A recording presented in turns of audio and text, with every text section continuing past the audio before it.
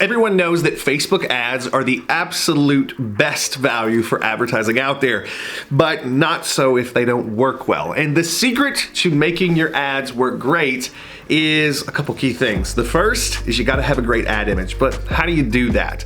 That's what we're gonna be covering today, and I'm gonna give you the 7 steps that you need to create the perfect ad image for your Facebook ads, no matter what you happen to be selling.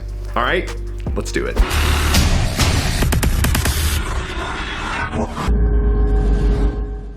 All right, so a little while back, I was giving a presentation to where I was teaching a lot of entrepreneurs, mostly online entrepreneurs, but also some folks that run brick and mortars, how to create Facebook ads that pop out and get attention. And there are 7 key steps that you need to know to actually put these images together the right way. So I'm gonna give you the behind the scenes look into this presentation I gave. It's a short one, but it's powerful if you put this stuff into action. So let's dive in. I'm gonna show you the 7 things that you need to make sure of when you're putting together your Facebook ads so that you get maximum attention and you get it in front of the right people and they actually click on it, share it, do all the things that you need them to do to get your ad out there and your ad cost down. All right, let's dive in. Let's talk about this. I follow a 7-point checklist. If I nail these, my ad is good. You can skip some of these, but if you do, you're gonna start out with a disadvantage. So my advice is every time you run an ad, go through this 7-point checklist.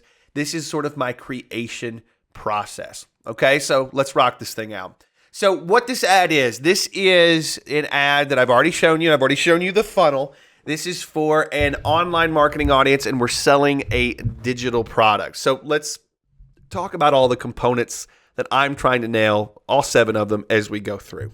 Okay, so perfect ad component number 1. This is a picture that's supposed to be taking your viewers on a ride. Okay, so what I mean by that is this. With this particular picture, they should see it and they should have a story in their mind before they ever read a line of text. Okay, so the text is going to be huge for us, but they have to be taken on a ride beforehand. So here's a couple things that I'm looking for. Do we have eyes looking back? Now, the thing about this is we are programmed as human beings to respond to eyes looking at us. So if you have an ad that has eyes looking back at someone, they're going to respond to that quicker than if they don't. Okay, now the other thing is colors that seem to contrast with Facebook, but they don't seem to really try. So with these colors, they're going to contrast with Facebook blue and Facebook white, but they're not going to look like they're trying. I absolutely hate ads with red borders and with big gaudy arrows. And keep in mind, this arrow is for my slide. It's not actually on the ad. So the idea with that is when you actually have an ad that has, a big, red border, it looks like you're a scammy marketer. And more savvy consumers are going to be like, nah, I don't want any of that, because they're not going to pass their BS test. So the idea here is you want to have colors that contrast but don't seem like they're trying. The other thing is, does this tell a story without words? So the idea behind this is, we've got 3 guys and we've got one of them being picked. Now, the key behind this is of course, we're aiming at an audience that might need to hire someone. So this is going to immediately start to stick. When you actually compare it with our text, the ad copy, is it congruent? Yeah. Hiring, picking someone, that's hiring. Now, the last thing that I like to do is I like something a bit off. Something that's a little strange that the more you look at the photo just seems weird. So you may notice they don't have noses. That's one piece of it. The other is that's a giant hand compared to those guys. So that's a little bit off. Couple all those things together and you get a really, really powerful ad and a really, really powerful ad image. Okay, so let's keep going with this next one. Perfect ad component number 2. I love it when I can run an ad and it doesn't look like it's coming from a brand. It looks like it's coming from a person. So I have pages out there. This is obviously my name, but I have pages out there that are specifically designed to look like a person. Okay, now here's the thing. Does this image and name look like a page advertising something? The only clue that it's advertising is this sponsor. Now, what I mean by this is this. We all have friends on Facebook that we've added and we don't remember, right? It just happens. So we're sort of mimicking that process. And when we mimic that process, it looks like it's someone that that's a real person that's just out there sharing something cool that they saw. So we're advertising, but we're slipping it under the radar because this ad looks like I'm sharing a post. Okay, or I'm sharing an article that I found. Simple, simple, simple, but it works really, really well. Okay, the next thing is number 3. This area of text, you see people trying to sell the farm here, try to talk a bunch. That's not really what it's all about. The point of this ad is to tell this whole story. It's not, right?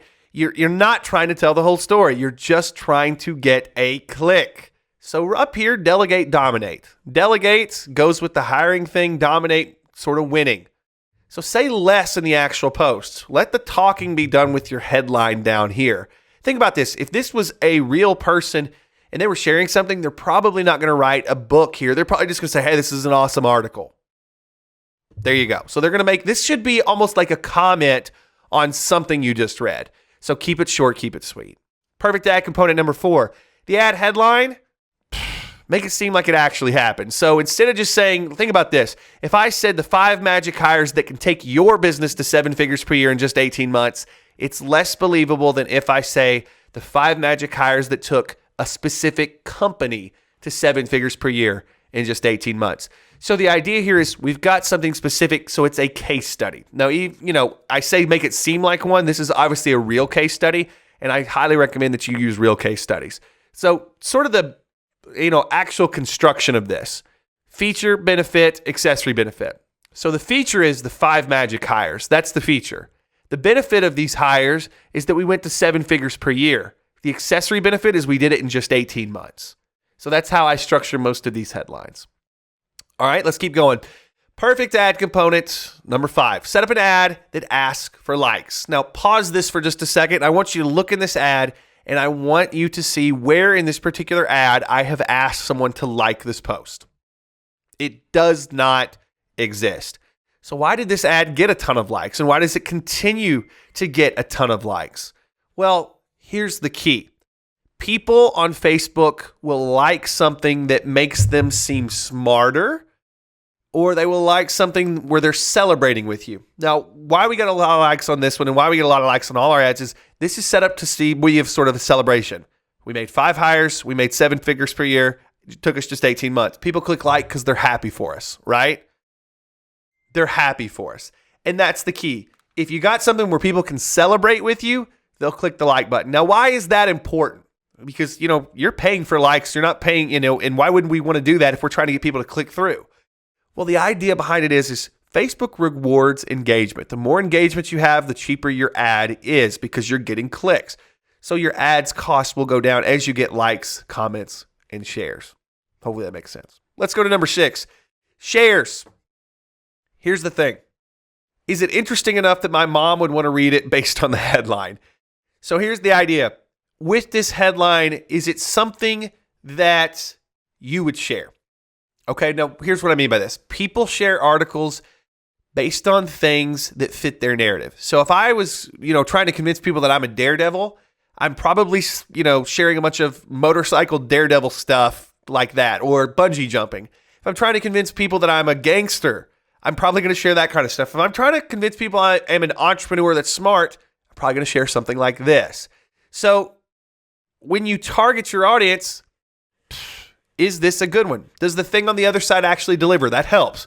But that's going to be how you do it. So people will share it if it fits into their narrative of who they want to be seen as.